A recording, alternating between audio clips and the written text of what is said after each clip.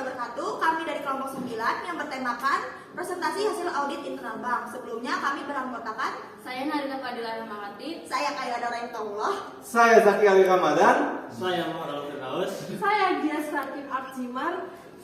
Baik, segitu saja. Selamat menyaksikan. Assalamualaikum warahmatullahi wabarakatuh. Selamat pagi untuk Bapak dan Ibu. Terima kasih atas kehadirannya dalam forum hari ini. Di sini kami akan membahas hasil audit internal bank terkait kredit kepemilikan rumah atau KPR. Baik, untuk presentasi kali ini akan dipaparkan oleh saudara. Setelah presentasi ini akan dilanjutkan dengan diskusi terbuka. Wabarakatuh. Waalaikumsalam warahmatullahi wabarakatuh. Saya akan mempresentasikan tentang hasil audit kredit KPR. Di sini ada latar belakangnya, yaitu proses pemberian kredit kepemilikan rumah KPR di divisi kredit ke konsumer Bank Tirta Mandiri. Memiliki peran strategi namun juga mengandung resiko yang tinggi. Apabila tidak dilaksanakan secara tertib dan sesuai SOP, audit ini dilakukan untuk menilai kepatuhan terhadap prosedur, kelengkapan dokumen, dan kualitas analisis kredit. Indikasi awal menunjukkan adanya kelemahan dalam dokumentasi, proses analisis yang tidak seragam, serta proses persetujuan yang tidak selalu melalui jalur otorisasi yang semestinya.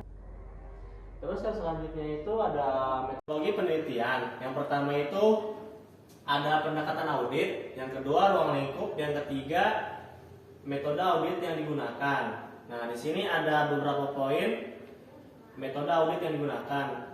Yang pertama, penelaahan dokumen kredit. Yang kedua, evaluasi proses analisis kredit. Yang ketiga, verifikasi kepatuhan terhadap SOP.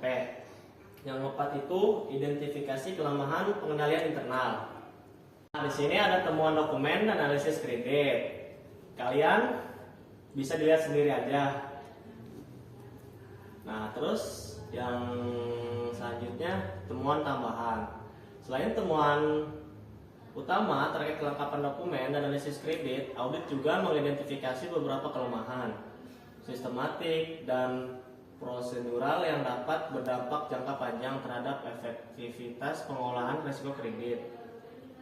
Temuan tambahan ini bersifat penting karena menunjukkan adanya kekosongan pengendalian internal yang harus segera ditindaklanjuti.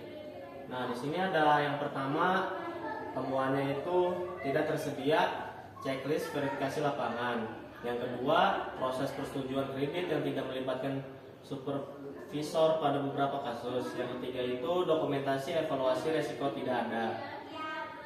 Selanjutnya, analisis dan dampak. Analisis temuan audit ada beberapa poin.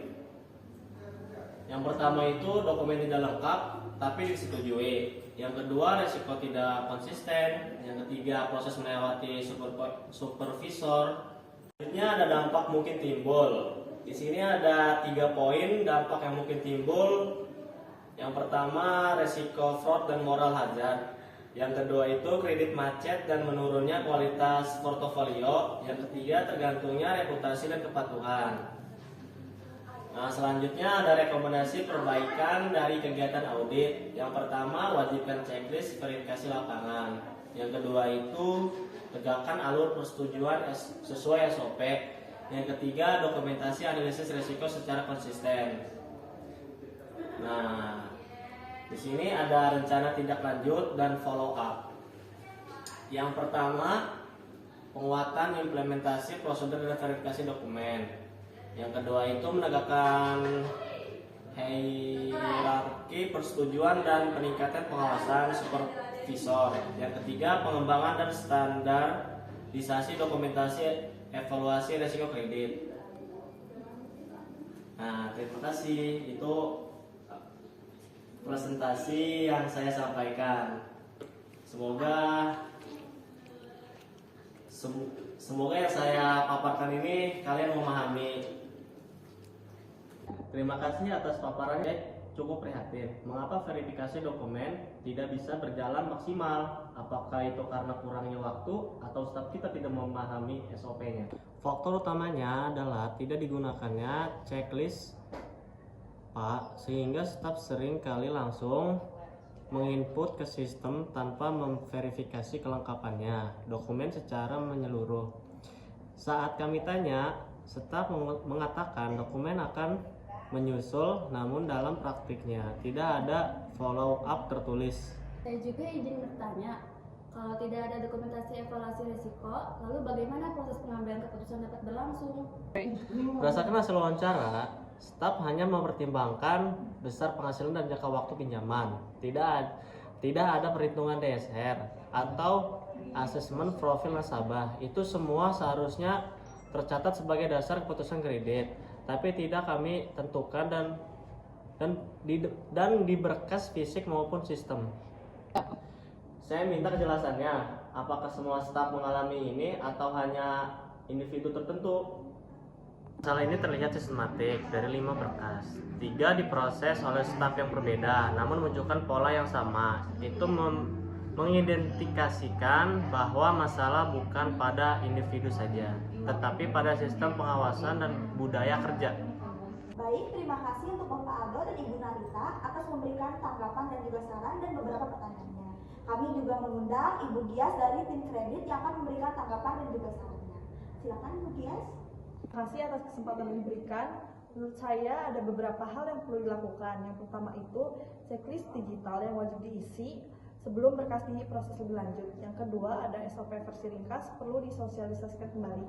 Yang ketiga ada kami dari tim kredit juga siap perlu dibuatkan pelatihan kembali. Yang keempat itu ada mungkin bisa dibuat sistem alert di aplikasi apabila dokumen belum lengkap. Dengan begitu kami bisa bekerja lebih akurat dan sesuai dengan prosedur. Baik, saya ingin semuanya merekomendasikan dikomplikasi dalam bentuk rencana aksi, dan kita jadwalkan evaluasi kembali dalam 1 bulan ke depan. Kami siap mendampingi pelatihan serta mendesain checklist berbasis Excel atau sistem internal, bahkan bisa dipantau secara real time oleh supervisor. Terima kasih Bapak Ibu untuk memberikan tanggapan dan juga sarannya. Untuk sebelumnya, untuk mengakhiri sesi ini, saya akan memberikan kesimpulannya dulu ya. Saya mencatat beberapa kesimpulan yang ada dari hasil audit tersebut. Yang pertama, ada temuan audit menunjukkan adanya ketidaksesuaian prosedur. Yang kedua, ada checklist dan SOP yang akan diperkuat. Yang ketiga, ada evaluasi risiko wajib terdokumentasi. Yang keempat, akan diadakan pelatihan ulang dan validasi sistem. Baik, terima kasih atas partisipasinya untuk hari ini. Kurang lebihnya mohon maaf. Wassalamualaikum warahmatullahi wabarakatuh. Waalaikumsalam warahmatullahi wabarakatuh. Segitu saja video dari kami. Kurang lebihnya mohon maaf. Wassalamualaikum Warahmatullahi wabarakatuh.